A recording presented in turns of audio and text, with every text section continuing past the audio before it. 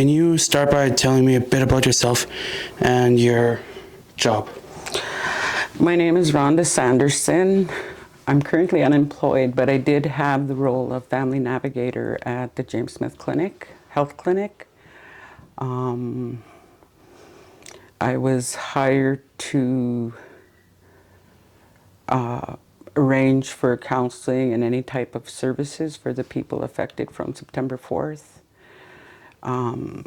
Reached out to the families, helped them get to counseling or get their needs met. Held meetings and sharing circles for them.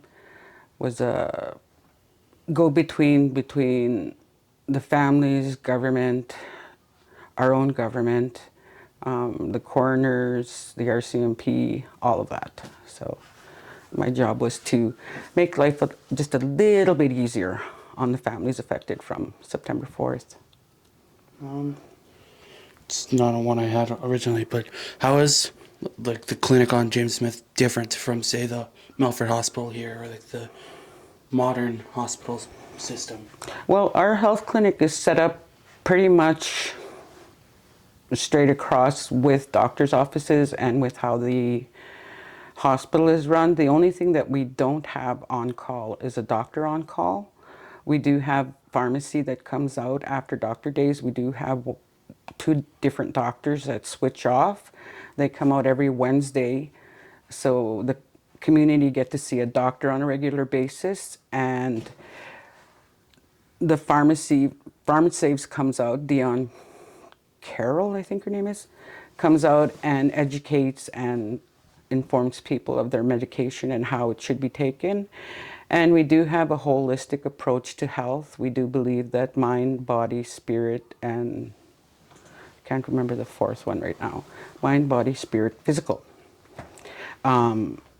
is looked after, because if you don't look after what's in your physical, it affects everything else. And if you're not looking after your mental health, it affects everything else. We do have two NADAP counselors that refer and provide aftercare for people wanting to go for drug and alcohol treatment. We do have a family wellness worker that works with families and works with the NADAP team. We have a dietitian. We have 4 nurses on staff. They do immunization, prenatal care, education, elder care, teachings, providing prenatal classes so that our young mothers can understand and what to expect from when they go to the hospital. What else do we have? We have a dental therapist that's there all week. We also have another one that comes in once a week, I think. And we do have two mental health counselors on staff. We do utilize Prairie Hope Healing from Melford quite a bit, and we have 2 mental health therapists that do come in and share the workload. What is your family's history with residential schools? What residential school did you or your family go to? Do you know who ran it? Like the government or the one of the churches? Yeah. So I'm a 3rd-generation residential school survivor. My grandparents they went to Onion Lake boarding school or industrial school. What it was actually was a child slave labor camp. They didn't get that much education, but they worked really hard. My parents went to Gordon's residential school, and we all know the history behind Gordon's. My parents went through the whole cycle of abuse, the physical, emotional, mental, sexual, spiritual. And for myself, Gordon's residential school was a church-run school. The Anglican church ran it. I'm not sure about Onion Lake. I'm pretty sure it was Catholic and half Anglican, and that was run by their churches. I went to Prince Albert Indian Residential School, formerly All Saints School. It was a church-run school, and then it changed, I think, in the early 70s, mid 70s. Started attending in 1976. At that time, the government ran it, and I think it was under the government for a couple of years, and then it went to being run from PAGC, like the Indian government ran it. My grandparents went to Onion Lake. My grandma went when she was a little girl, and she had to go home. She was actually in school studying to be a nurse, and her parents passed away, so they took her out of her school and sent her home to look after her baby brother because their parents had died. With my parents, I'll go back to, I do have a set of adopted parents. They attended St. Michael's School in Duck Lake. That was church run. It was an Anglican school. My adopted dad talked about having to use a horse and sleigh, going out into the bush to cut down firewood for the school. So if you can imagine a 12, 13-year-old, 14-year-old going out, and back then winters were horrible. Like, we don't see the minus 40 anymore. We do see it once in a while, but I think in his time it was very cold.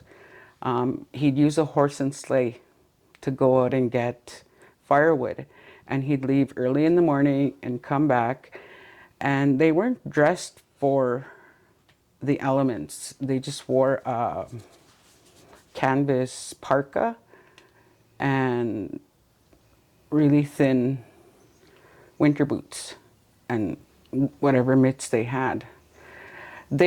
My mom talked about working in the kitchen, my adopted mom.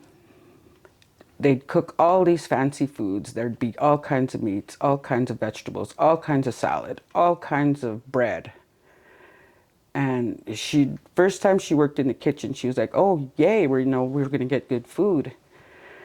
When it was their turn to go and eat, the nuns and priests had all the good food, like they ate it like kings and queens, and their supper was broth and stale bread. They were punished very harshly. My mom talked about times of having to be on her knees, holding her hands in prayer for hours at a time. And if they really rebelled, they were made to kneel on a broomstick for hours. They didn't really share much with me. Like, my mom talked about the porridge moving when she was eating it because it was full of worms. And they had to eat it because they were hungry. And my parents that attended Gordon's residential school, they were separated. Girls on one side, boys on one side, didn't have any interaction. It didn't matter if you had younger siblings, if you had a little brother, or if you had a little sister, you could not talk to them. My dad talked about how he managed to save his Cree language. Him and his friends used to go in the bush and talk Cree to each other. If they got caught talking Cree or talking their language, they were severely punished. My dad talked about getting whipped with a wooden paddle or a belt, and it just depended on which brother, caught them. So for them, they beat their language out of them, they cut their hair, they starved them. They were taken to residential school in old army trucks with just the canvas covering them. My mom talked about when her younger brother started attending residential school, she couldn't go see him, and he was being bullied, but she could do nothing to stop him because they weren't allowed to talk to each other. And they weren't even allowed to talk to each other with her older sisters and her younger sisters. And they were made to go to school. With my dad, he played hockey. He joined the Air Cadets, I think it was, or Army Cadets, one of them. And he talked about when they'd go play hockey at certain schools, if they were in sports, it didn't matter where they were going, they still used those Army barrack trucks. And it was winter, so they'd freeze, and yet they'd expect these kids to play their best, which they did. Like, that's so amazing about our Indian athletes, is that even though they were in the harshest conditions, they still managed to kick butt. My dad was very proud of that fact. He also talked about, and he only shared once with me, the abuse that he went through, the sexual, emotional, physical. He also spoke about the horrors he witnessed.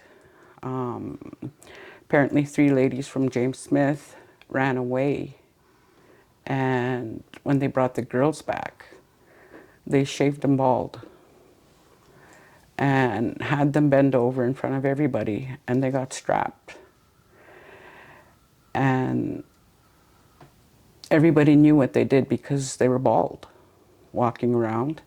And it was kind of a lesson, this is going to happen to you if you try it.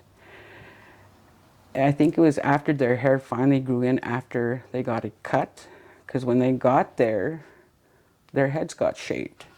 And they were given lice powder. I don't know what the powder was, but apparently it was very toxic. And they treated all Indian kids like that, with this medicine that was poison, just for the sake of head lice, which probably very few people had. My dad always said that the residential school taught him how to work, taught him how to get up, and that's pretty on point with that generation of survivors. They were grateful for the opportunity and grateful for the hard work ethic. But it also made them very, don't talk, don't touch, don't feel. My parents were very hands-off with us. And with me, when me and my brothers attended residential school, I remember thinking it was the norm, because everybody talked about residential school. Everybody talked about, oh, I went to Gordon's, I went here, I went there. And it was like normal. So when we got placed in residential school, it was because my parents were divorced. And at that point, they did not believe that a single woman could raise kids on her own, which is how my mom and her sisters got put in residential school, because my grandfather had died, and they believed that a single woman in the 40s and 50s shouldn't be allowed to raise her children because the government knew better. So, and with me, when I started, I was 6 years old. I was 6 years old. And my mom was very adamant about them not cutting my hair. I had long hair. And that was the last thing she told my supervisor, do not cut her hair. And we had a relief childcare worker come on, and I was part of a group. I got plopped in a chair. I was kicking and screaming, and I kept saying, I'm not supposed to cut my hair. I'm not supposed to cut my hair. And I got the worst haircut in my life. It was like somebody slapped a football helmet on us and just cut around. It was bad. And when my mom come and checked on me and picked me up for the weekend, she was so upset about my hair being cut. She got after my supervisor, and she took me downtown Prince Albert to go buy a perm for my hair. So that was her answer to a bad haircut. I got a perm. I also attended residential school with my brothers. Our school was set up differently from our parents. They had one great big building. So did my adopted parents. Us, we had cottages, and there was 1 to 14. I was in cottage 1, and we were kind of a mixed dorm. We had older girls and little girls, and I was a little girl. And my first day of residential school, I remember waking up, my supervisor coming into my room. "Hey, little one." And I was like, "Hey." And she taught me how to make my bed. She showed me how I had to get dressed, what I was to wear, that I had to wash up, comb my hair, use the washroom, and then go out for breakfast, like, to meet in the dining room for breakfast. And she said, "Then this will be the last time I'm going to show you." And I was like, "Oh, okay." So I got taught how to make a bed that you could bounce a quarter on at 6. And my first morning, my very first breakfast is one that I have never forgotten. All of us little girls were sitting at the first table, and there was 3 tables set up, and the little girls were closest to where we got our food. And we were sitting there, and I was just watching all the other little girls, and one of the girls was humming, but we didn't hear it. And then one of the older girls just come up and just slapped her really hard, and we were all like, and we looked at our supervisor, and she just sat there and just act like she didn't see it. And then the older girl said, "No singing at the table." I was like, holy crap, we have to watch out for the girls too. And then we knew which of the older girls not to piss off, and she was one that we didn't piss off. And it kind of taught us how to behave. Like, we not only had to watch for staff, but we also had to watch for our fellow students. For me, attending residential school was difficult. I went into a sea of brown skin, brown hair, brown eyes. When I was young, I was fair, light-haired with green eyes, and I didn't blend, and neither did my older brother. He faced more abuse than I did because he was older, but it was hard being different from everybody else. And I remember praying, "Please, God, let me be brown, give me brown eyes, you know." The older I get, the darker I get, and the darker my hair gets. So I'm getting my wish in the end. The residential school that I attended started off as government, and in that time it switched to band owned. We started seeing more chiefs, and I remember at that time our chief from James Smith came in and talked to us, and it was like, whoa. Not really much changed. They were still allowed to hit us. I ran away once when I was 7 with my cousins, and we had a strap in our dorm. It was a long plastic piece.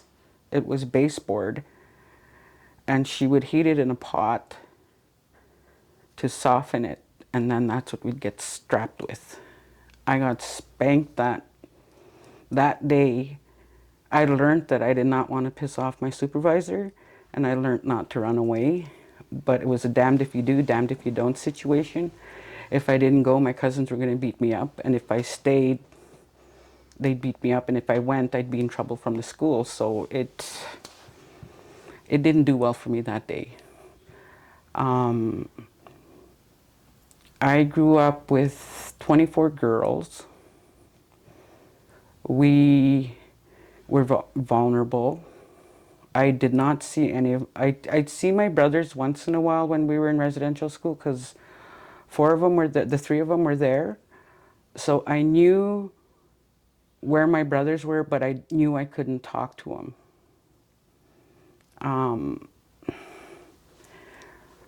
When I was 8, the sexual abuse started. Unknown to the powers that be, my supervisor was married to a pedophile. And he had access to 24 vulnerable little girls that he groomed and sexualized. And he abused us from 1975 to 1983. The abuse for me didn't start until I was 8, and it ended when I left residential school. And all the whole kit and caboodle, forced sexual intercourse, oral copulation, fondling, fondling with clothes, fondling without clothes, digital penetration, penile penetration, a whole wide range. And it's fact because as adults we decided to charge our abuser because Canada doesn't have a statute of limitations on sex crimes. So we were able to bring our story forward, and we charged our abuser, and he got found guilty on all of them for except four counts. And there was, at the preliminary hearing, there was 19 of us that we grew up together. When it came down to QB, there was 12 of us. And we all remembered each other. It was like a reunion when we saw each other, and it was like we were those little girls again, because really in all actuality none of our physical looks had changed all that much from when we were kids. So it was just like, hey. And it helped build a sisterhood with all of us. And our abuser was found guilty. He was white. He should have served 51 years, but he got 5, and he was out in 3.5. And we were not notified.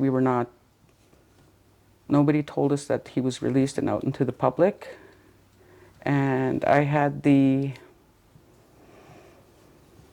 was the first one that ran into him when he was released, and I thought it was just my mind playing tricks on me. No, that's not real. You know, it's the time of year that you're triggered, blah, blah, blah. But it turned out that was actually him. As a group, we decided to take civil action against the government of Canada because we were placed in their care. And Canada tried to get away and say, no, he's not an employee. But he lived in our dorm. He lived in our dorm. He had access to us at all times. He used the guise of going to check the fire escape doors, and he'd walk down the hallway and he randomly picked who his victim was going to be that night. The civil part was very, very emotionally draining. Government's lawyers, I think we were one of the first ones that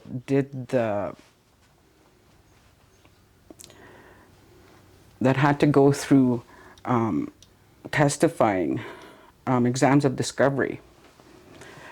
And when we did it as a group, Canada could ask us questions. Canada could make really poor remarks to us, and we could answer.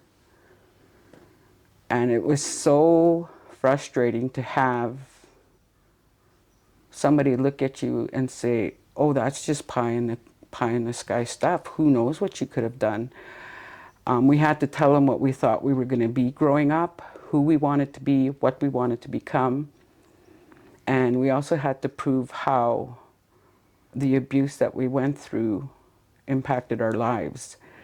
And they couldn't get away from the fact that it was fact, because we had proven it beyond a reasonable doubt in a court of law.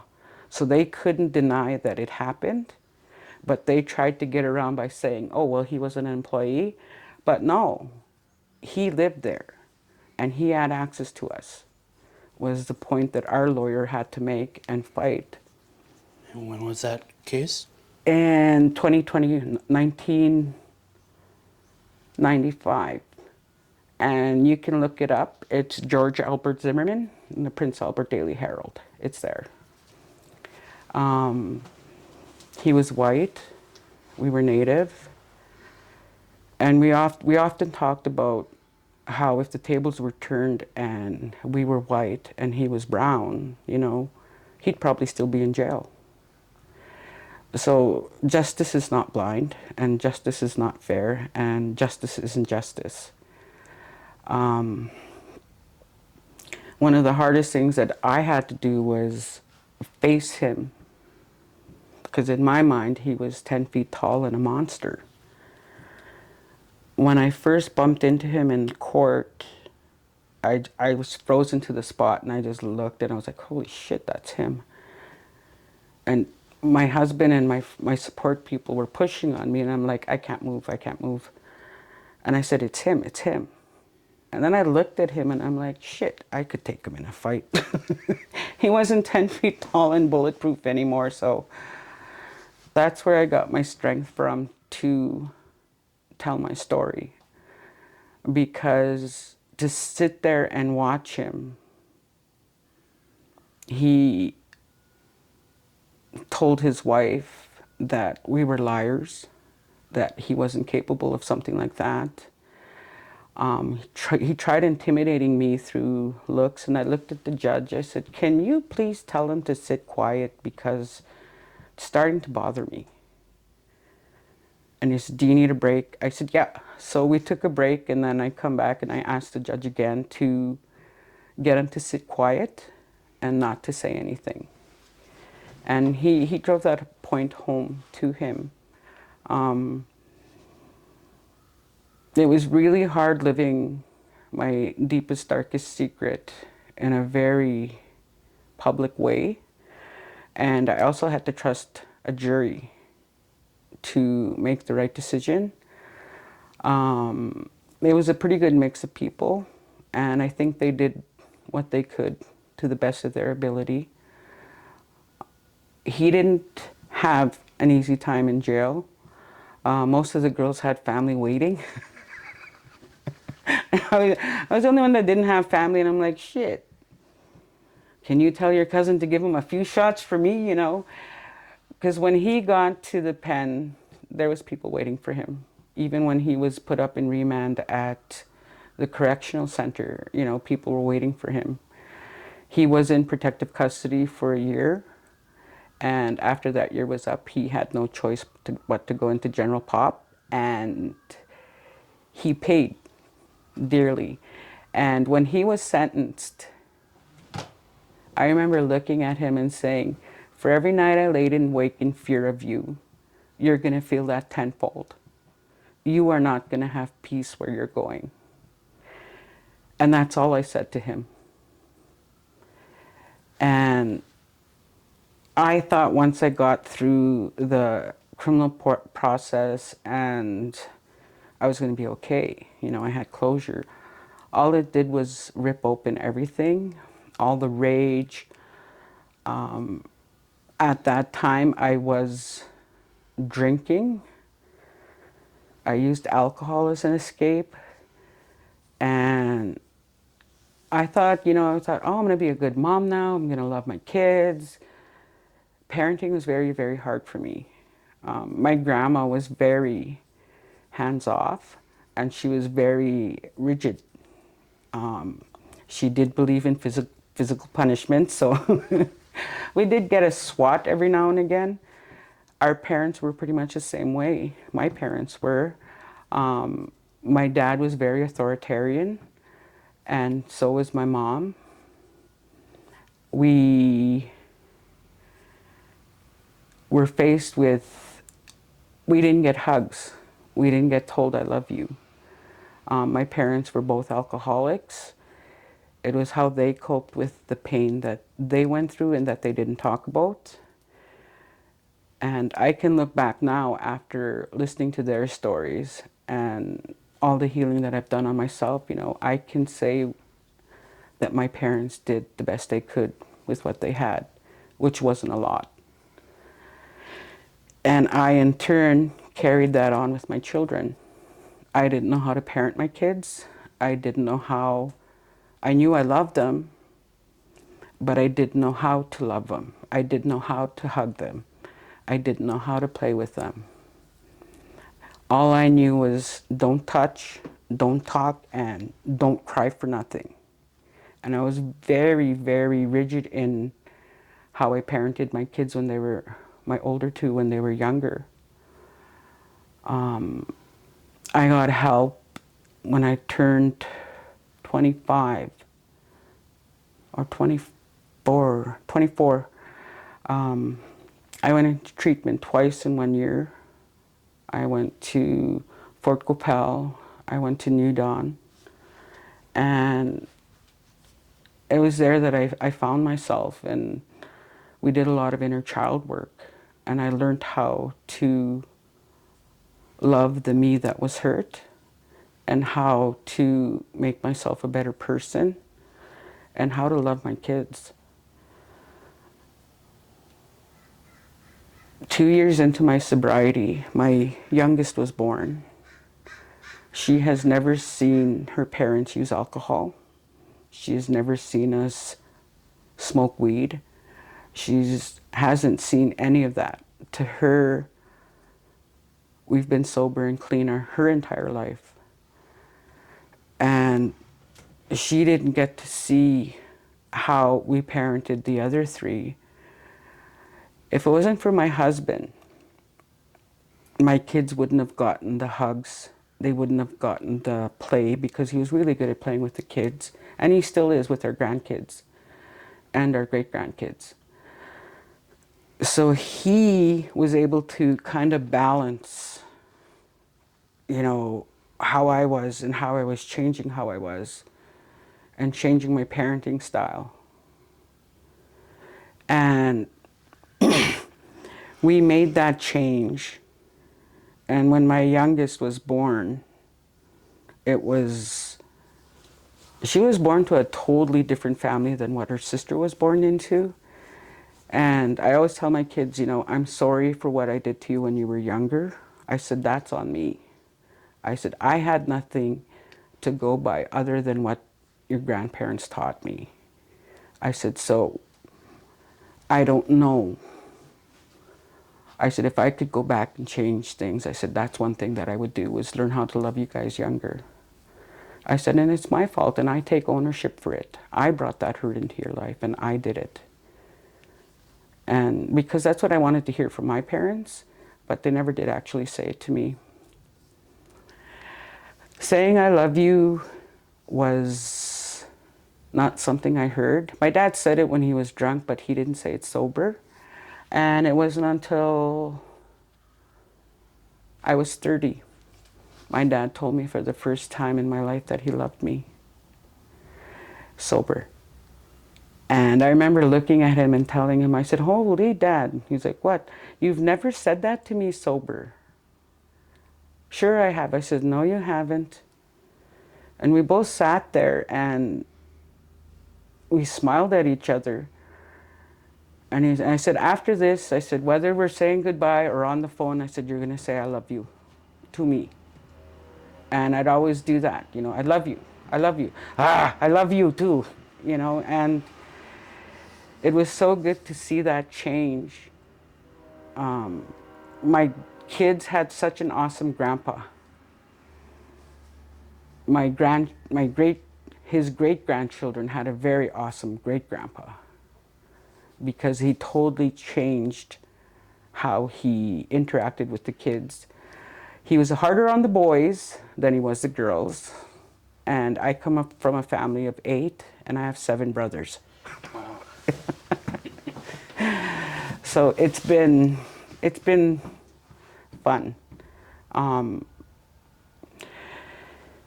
When I decided to change my life and look at how to parent my kids, I had to be honest with myself and look at everything. Like all these things that Indigenous people get, that have sued the government for, day school, residential school, boarding, the 60s scoop. I qualify for all those because my parents didn't know how to parent us. My grandparents didn't parent my parents well. And my thing for every single person, for every Indigenous person that you meet in your life, doesn't matter if they're a newborn or if they're 99 years old, they have been impacted by residential school systems. And society needs to understand that we weren't raised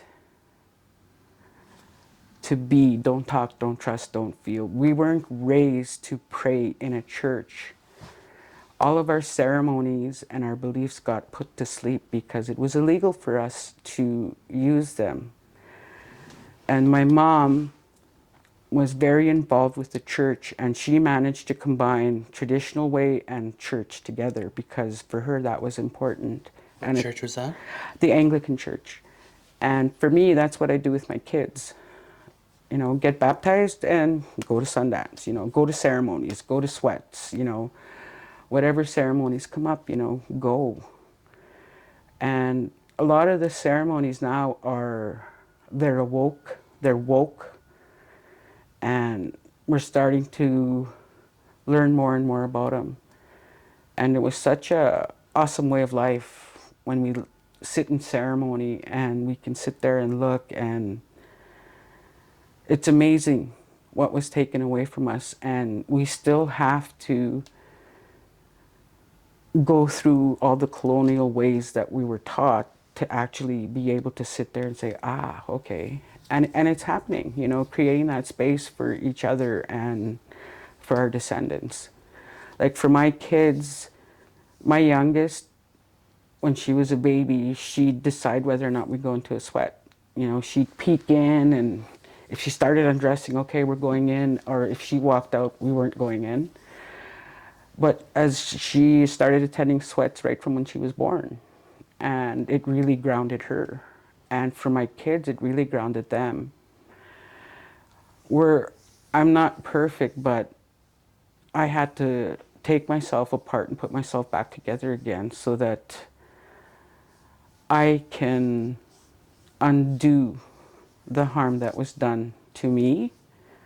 I can help my children to heal the harm that I did to them, and to make people aware, you know, because there's so much negativity towards Indian people. And I use the word Indian because the words that get thrown around, Indigenous, Aboriginal, Native. But when you look at who I am an Indian as defined under the Indian Act. I have a card that tells the world that I'm an Indian. And when we stop using that word Indian and start using Indigenous, that gives Canada a way to start taking away our rights. So that's very important. My Uncle James told me that was very important. You mentioned the 60s scoop. Could you briefly explain what that is? The 60s scoop was Canada's way of selling Indian babies. In the 1940s, you could buy an Indian child for $10. It's crazy.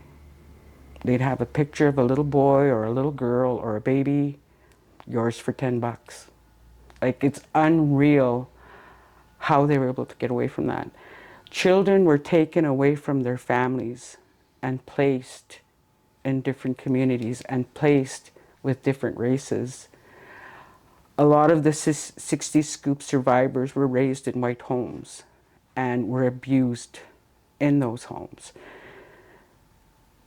It's really kind of hard to find somebody that has had a positive experience in non-Indigenous homes. I've met so many survivors of the 60s scoop, and for a long time I wouldn't say I was. But we got placed in foster care. We just got taken and we got put in a different community. We were put in Beardy's and Okamasis. And for me, and only me, it was a good experience for me. I went to a very loving couple.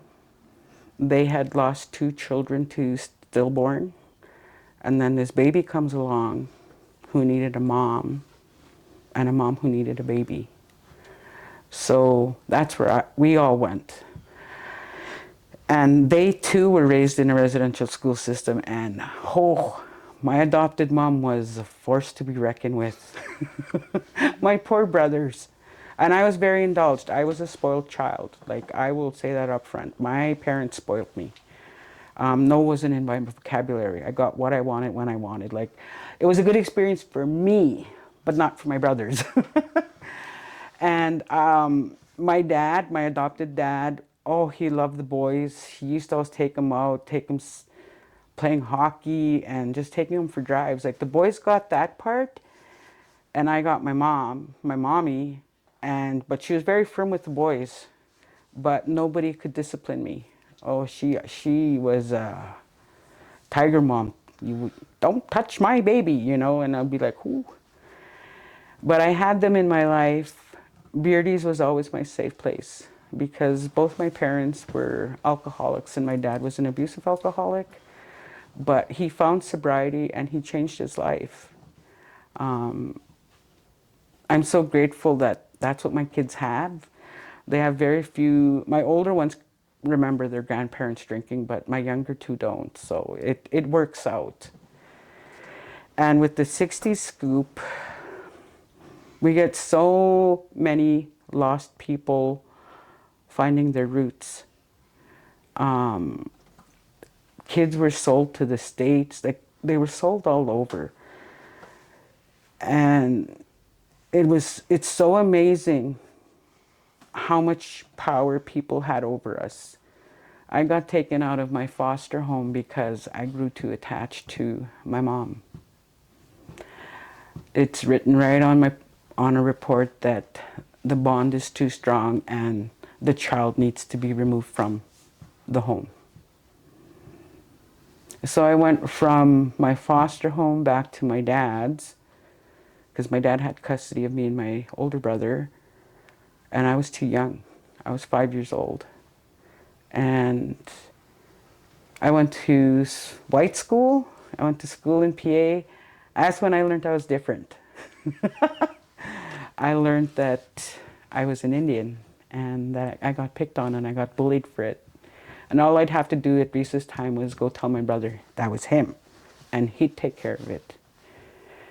And when we got to residential school, we attended when I turned 6, and all 4 of us were in there, and eventually all 8 of us attended.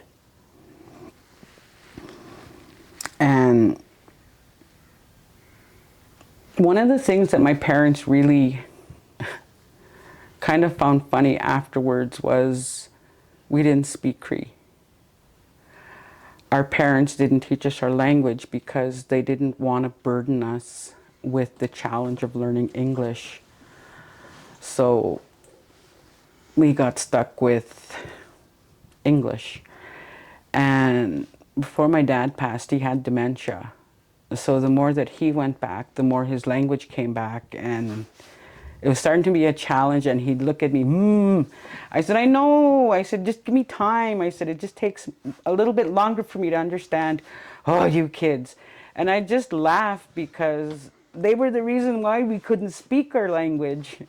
But I heard it growing up. So for me, when I go back to Beardy's, I listen to the cadence and I can understand it. Whereas every place else, I have to really listen. And I think if I had been left in my home, I'd probably be fluent today because that's all my parents spoke to me was Cree. But with my dad, it took me a while because I had to sit there and think about, okay, what does he need to hear and how am I going to say it? And it's harder to go from English to Cree. And it just gets so confusing because English is very confusing. There's so many meanings to words, so it gets really challenging. And for my dad, he'd always laugh and afterwards. And for him, I think if he was going to join the army, but he didn't. He did go out to Chilliwack for training. And,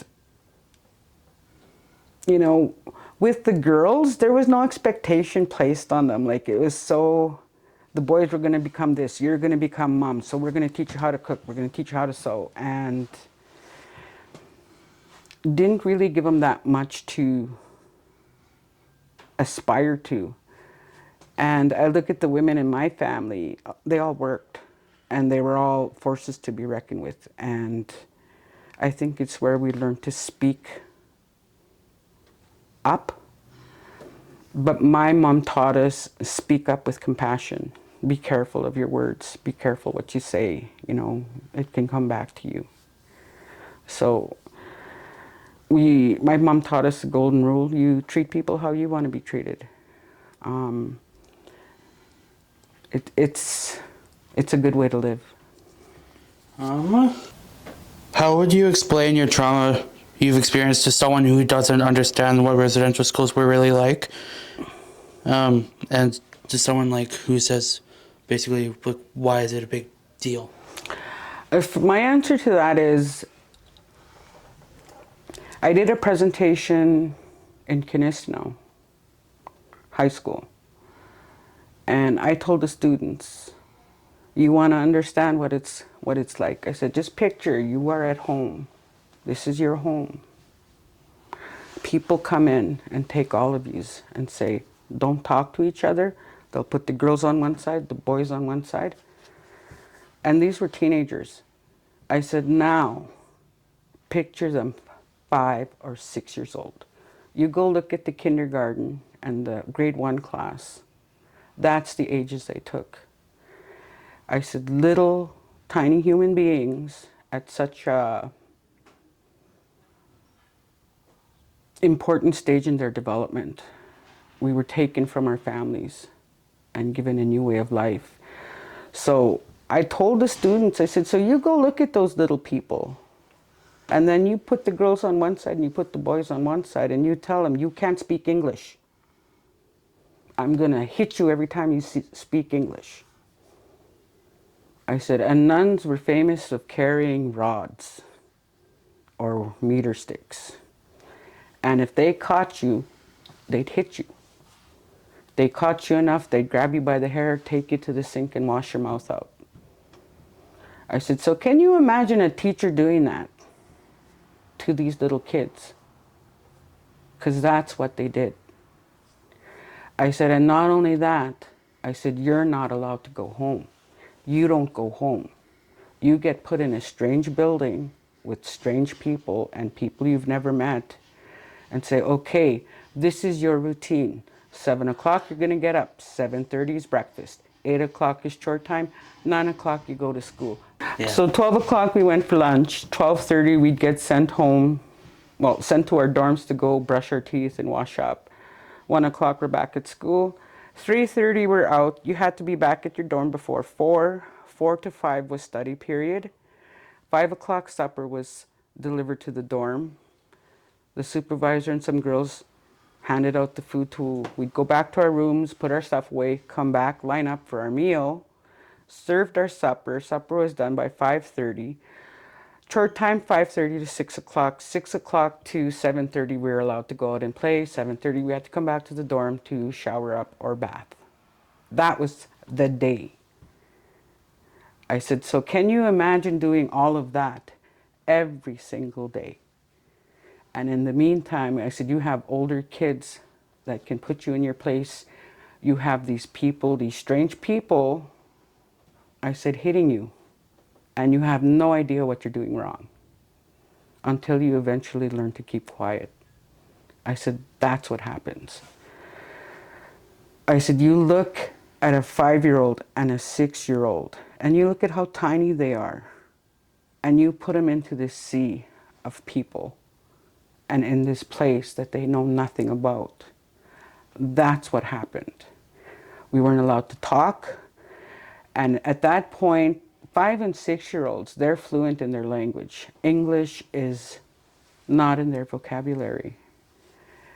And when they're spoken to in English, they just kind of look and they get hit. And if they get caught, they get hit. They get caught enough, their mouth gets washed out. So if you could look at those little kids, you can predict what their life is going to be like till they turned 18 or till they graduated. So you look at all the freedom that you have, the ability to go in and out of your home. We didn't have that. You have the ability to decide which school you went to. We didn't have that. We were taken out of our communities and put into little small towns, put into cities, and that was our life. So can you imagine taking somebody that young away from their lives and putting them on a bus or a truck or whatever and take them away? And what they get back is not the same person. I remember coming home from residential schools when we'd visit out in James Smith, it'd be like, they told us don't act white, and be like, well, what do you mean don't act white? And it was so different because in schools we had running water, but out home we didn't have running water. So it was quite the change, but that's what it was. If you could say one thing to the people who ran the residential school you went to, what would it be and why? I'd be like, don't. We don't need this. Our way of life was good. Teach us to be, if you're going to take us, teach us to be better human beings with our identity intact, with the ability to do our traditional practices. And our way of life is just that, our way of life. Just leave us be. How has residential schools shaped your identity and how has it affected you in general? Wow. I attended residential school for 7 years. For me, as an adult, I don't feel that close family. I have 7 brothers, but I'm able to keep them at an arm's length. Like, I don't get the whole close sibling relationship thing because I never had that. It's something foreign to me, and it's something that I'm working better at with my brothers. For me, going to residential school, I played sports. I sang in a choir. I got to do a lot of things that I probably wouldn't have gotten to do. I had an opportunity to go to Quebec, but I was too young, so my brother went in my place, which sucked. But, and how it changed me, I can look back and say, like, it was horrible what I went through, like with all the sexual abuse, the physical abuse. But what it taught me was I don't want to treat people like that. I think it makes me more compassionate towards people. It's made me more open-minded. I don't see the world in colors. I don't see the world in social status. I don't see the world in sexual orientation. I see people for who they are, for their humanness. I have a lot of family and friends that are near and dear to my heart that are non-Indigenous, so it's made me more open-minded and accepting. Even though I faced a lot of racism growing up and going to city schools, it just gave me a better way of knowing who I was, because I know I couldn't be that cruel to another person, and I know I couldn't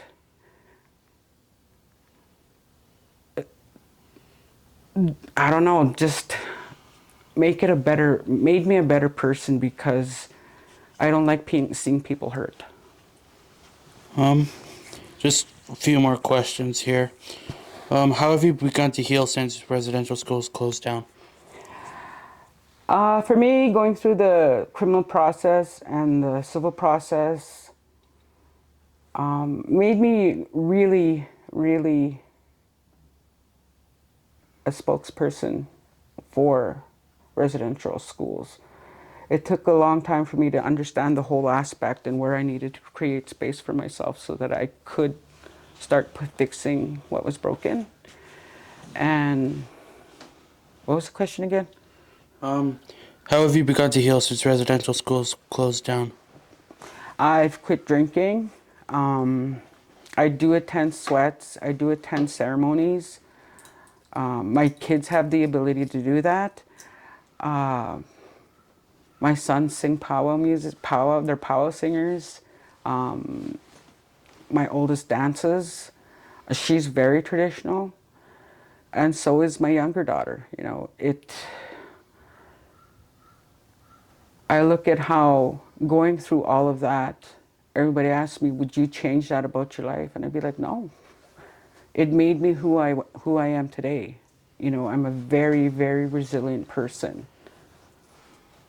Um, in your experience, were residential schools a breach of Treaty 6 promises of education? Why or why not? That's a For me, when I went, my residential school, we were taught Cree, not Plains Cree, but Woodland Cree. We received a good education. We went to city schools. We played sports. We were given opportunity to travel. It helped me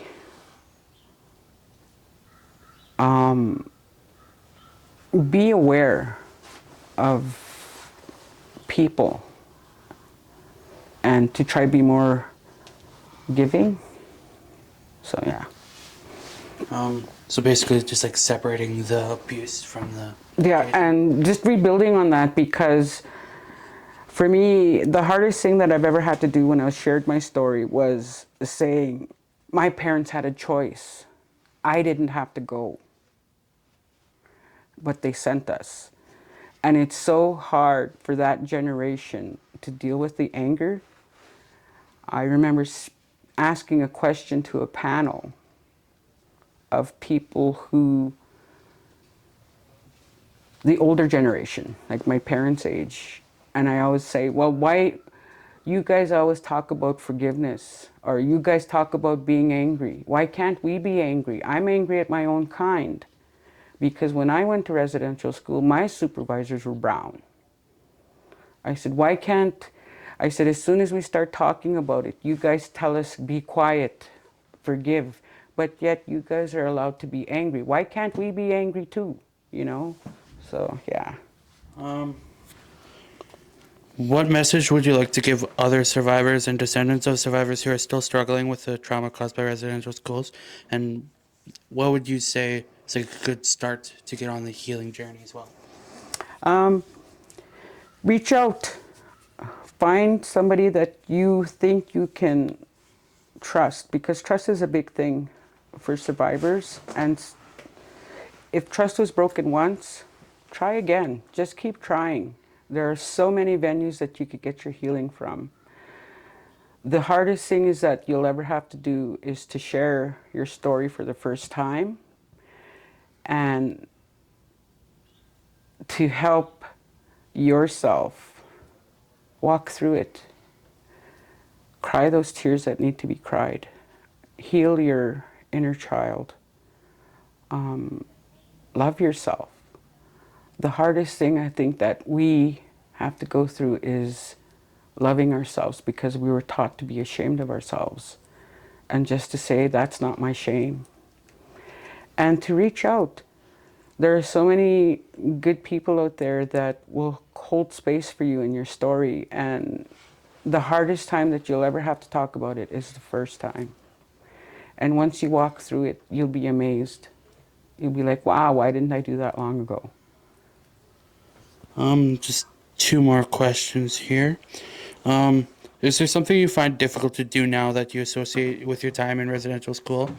For example, some survivors mention things like not being able to hug or eat certain foods like oatmeal or porridge. Is there something like that for you? And if so, why? I don't eat fish. In residential school, ooh, the food was bad. Even when I was going, it was bad. For some reason, that one year we had a cook that thought boiled fish was the best thing for us, and it was so gross. Porridge, Sunny Boy cereal. Like the food, Fridays was fish day, and Saturday was chicken day. So I mean, Sunday was chicken day. So we always look forward to Sunday. Sunday was always chicken and chips and ice cream. But for me, the good things were I got to play sports. I had a roof over my head, a warm place to sleep, food that was, yeah, decent but not tasty. And for me, I always watch people before. And I know it's a trauma response. Like I always have to watch, okay, what's this person gonna do? And letting go of that fear of vulnerability. Because when you let your guard down in those places, it was so easy for somebody to abuse you. Kindness came with a price. And that always made me weary of white people. And I've let that go because I've met so many people that are loving and kind and understanding and just want to make the world a better place. But for a long time, my guard was always up, like, okay, what do you have up your sleeve, you know? So that fear of white people, it takes a while to put it away. And the routine, I rebel against routine. I don't like things perfect because we had to have everything perfect. And I cannot stand that. A home is made to be lived in, not a museum. And then, last question: is there anything else you'd like to share? Do you have an uplifting message you think is important for people to know? For me, society has to take some time and just listen. You know, yeah, there's a lot of angry people, and there's a lot of hurt people. But there's also a lot of people who would like to share their experience and take the time to sit with a survivor if they're willing. You know, listen to their story, educate yourself. Don't believe all the myths that are out there about Indigenous people, Indian people, like your hard-earned tax dollars pay for our education. That's a lie. You know, we get our funding from renewable mining and renewable resources. That's where our funding comes from. It doesn't come from any taxpayer dollars.